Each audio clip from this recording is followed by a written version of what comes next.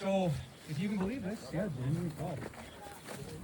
The soil hit zero, and yeah, we decided to go because it was. Excuse me. Yeah, that is a challenge though, because all of a sudden we had to get to a crop show, and it's like, oh, we're gonna do this before we go to Saskatoon, or what? So, sometimes logistics does maybe trump agronomy. It's always the case. That's the Durum on your right? Yeah, this is the Frontier Durum, West King, and then Oakman. So. Now, if you do look on the other side of you, you can see how we stunted those plots. Actually, they got that PGR, and maybe a little bit of the wrong time, but it really did hurt them actually. So, I don't know if it hurt them, but they're short, like maybe too short. No fungicide has been on yet.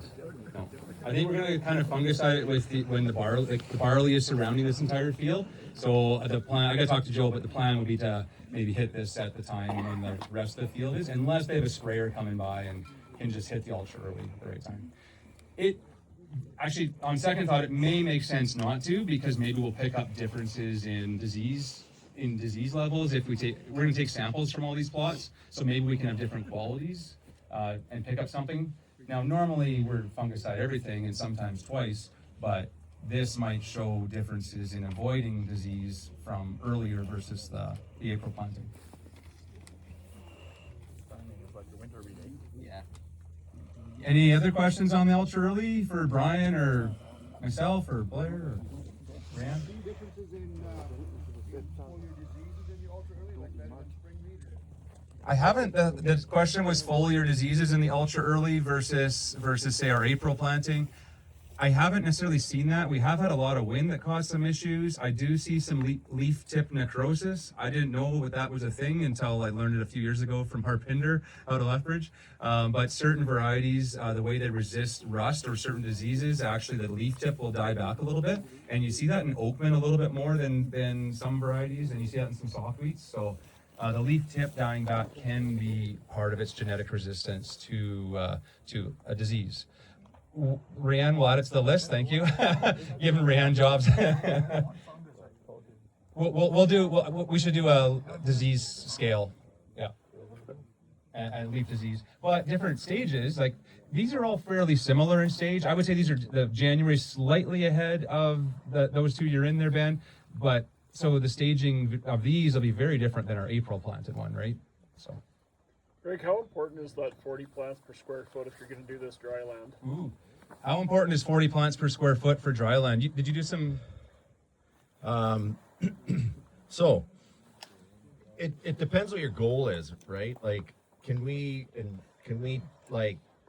give you and promise you a yield advantage beyond 30?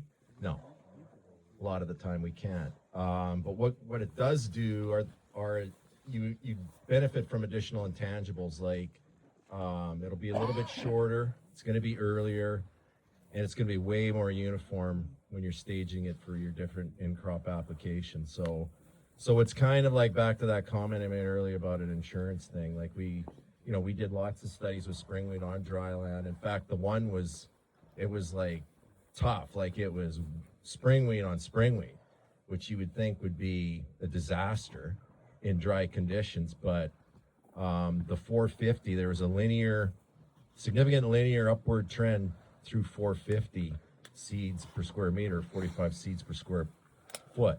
So, and that's dry land. So, but, there were other varieties where once you get to 30, 35, there's not much. It's just those intangibles that you're building into the system. So if you think about it as a system, right, what gives me year to year, field to field, the consistency and the yield objectives that I have for that field, and that's part of it.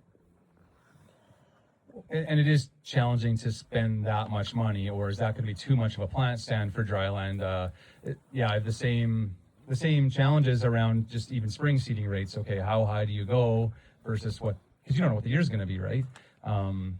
But I would say, if you are going with ultra early, you risk losing some plants. Like we see here, it is a thinner stand. So now Durum versus spring wheat. I mean, typically people are planting Durum at a lower plant population than spring wheat on irrigation and dry land. But yeah, do you have to go 40? I don't know. I mean, it was AC Avon Lee back in the day that had the highest response to 450 and 45, believe it or not. But, you know, we didn't see a big, you know, the Durum's a bit of a unique plant type. You know, it's a different species, so it's reacting a little bit differently. But you pretty much can offset that with that dual fungicide insecticide for the most part. And then for the spring wheats, I mean, yeah, we weren't seeing big differences, you know, from ultra early compared to later with a lot of those, you know, yield components. Greg, are you tracking heat units while you're doing this? I don't know if that soil probe does heat units specifically, but We got we a weather station nearby. yeah, well, there would be. Yeah, there's actually one near Enchant. So we could say like a growing degree days or heat units potentially. But past just the temperature graph, I mean, we would have all that tied to the dates, just like on the back of the map that we gave you. So Well, and that's a good point, because one thing, you know, an intangible that we've shown with my PhD student back in the day was syncing to summer solstice, for example. For peak radiation interception, the ultra early was a little bit better at syncing up to that compared to later plantings. What are you doing for N, Greg? for nitrogen, because we were using the box drill, then we would have to spread it on. This field had pretty high background history. The pea crop wasn't great on this field last year. It was kind of our worst field actually due to some excess moisture and a little bit of mudding in. So the crop wasn't big. So it was actually a bit of enough N on this field that we didn't have to add hardly anything. But typically if you're seeding, yeah, if you're going to go to a big field, you either have to spread that on in the spring, or you have to put it on at the time you're planting, yeah. So irrigation farmers are kind of used to spreading and watering in stuff. A lot are set up for that. Dryland, obviously, that's not going to work because you can't catch a rain at the right time, or scare it away by spreading. So you'd have to put it in the soil with when you're planting, I would say, unless you can band in the fall ahead of time or something. Top dress with the sprayer with. You could, yeah, top dress with a sprayer if you're set up for that. Yep, yeah. So that I think that is one challenge. I mean, you can do it in the winter time when you're doing it. I mean, but then, yeah, then you're ready for spring, I guess. So, but then, yeah, your drills, you're going to be, I mean, if people do things like this, then all of a sudden you're planting like 6 months of the year, winter crops and this and spring crops. And yeah, 6 months of the year you got fertilizer in your drill. So. Greg, do you flower longer when you have more ergot issues maybe, like it was a big issue last year? Do you flower longer? Would you have more ergot issues potentially? I think if your stand is thin and you have late tillers, that is going to be a problem for you. If your stand is full and maybe you're ahead of ergot timing, like you don't see winter wheat, you don't see ergot too often. If it's flowering at winter wheat timing, does that gain you something? But maybe it spreads your timing out across more crop types. Like, you've got spring wheat flowering here, but you've also got spring wheat flowering 2 weeks later. So you spread some risk potentially, because I think it's environmental and stand related. Maybe varietal, like this new Frontier, is supposed to have better ergot package. So it launches this fall. That's going to be a big selling point because everyone had a ergot problem in Durum this past year. Yeah, and don't forget, like, back to that thing about the critical growth period. Like, think of it ideally as a rubber band. So what you want to do is you want to be able to stretch that rubber band so that if you can stretch out your flowering more than like normal, that's going to translate into higher yield. So I wouldn't be worrying about having flower duration expanding with ultra early. That's actually what we want. And you'll achieve good results with that. And then if we're not in peak fusarium timing, which is typically later, Right. we should still beat the You'll fusarium probably risk. escape it anyway. Yeah, winter wheat typically escapes that. I've only seen like 1 year in my farming career where winter wheat had a fusarium issue. Yeah. So, with irrigating during flowering, is there any ergot risk with that? Is that a myth? Or Irrigating during flowering and ergots. later this week we're supposed to get rain, so Yeah, you can't control that, right? And crops are probably flowering. I don't know if that is true or not true about irrigating during flowering and ergot. Well, I mean, don't forget with flowering, I mean, yeah, that we're getting a year where we're getting all kinds of rain, but the peak water demand for that plant is during flowering, like a 1/4 inch a day is what it's going through. And so if you don't time that right and keep that, you know, they call it that source sink thing, if you don't keep that pool full and it has to get stressed at flowering, you'll pay for it. So that to me is more the driver in all that when it comes to water management with wheat. I think we're trying to not irrigate during flowering just for fusarium risk as well. So that's kind of farmers are in that mode. It's a balance for sure. I mean, you know the history of your land better than anything. You don't want to obviously be splashing up pores with heavy watering during flowering, but you'd know the history of the land and know how much of that is a risk or not. Would you say phos with the seed is like necessary for the ultra early availability?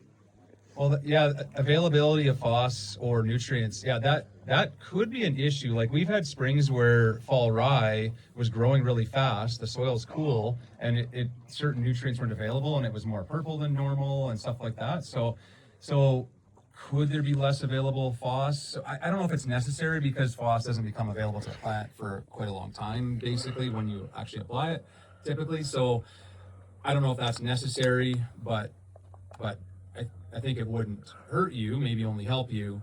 But yeah, cool soils. Have you seen any stressed plants due to cool soils not taking up nutrients? No, actually, and that would translate into a yield thing too, because back to the source sink thing, like if it's lacking some kind of nutrient that it needs, when it needs it, your yield will likely suffer. And like we're not guaranteeing year after year you're going to get higher yields with ultra early. What we're saying is year after year, what we've seen over a decade is you protect your yield at a minimum, and usually you can enhance it with that practice. Plus, you then pull in all these other intangible benefits. But we haven't modified our fertility management at all. We just do it as if it's regardless of when it's being planted. It's our spring wheat management system in terms of nitrogen and the other nutrients. Well, anything else before we move on to the winter wheats and trits? Greg, I have a question about wireworm. Sure. Have you guys done any sites where there's a history of high wireworm pressure? And do the cereals kind of escape that feeding because they're big enough by the time they're wireworm? The question was wireworm under high pressure. Could an ultra early maybe escape or get ahead of them? And I don't know that for sure. Corny. He's thinking no. I saw him nodding, just going.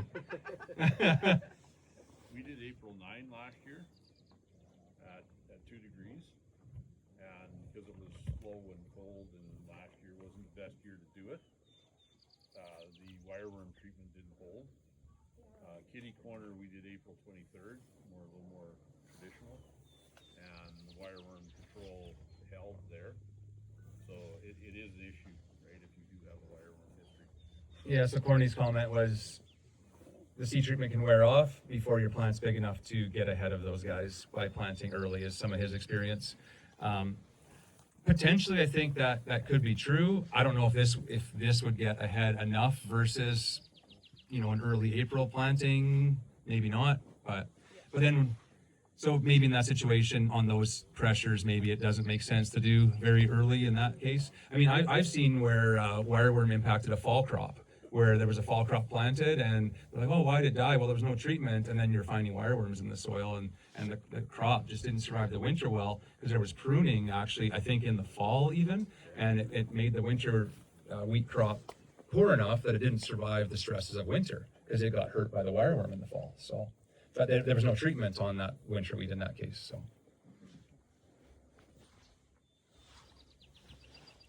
Any other questions? All right. Well, we can always ask some more as we think of it. We're going to drive this pickup truck. Rod's going to kind of drive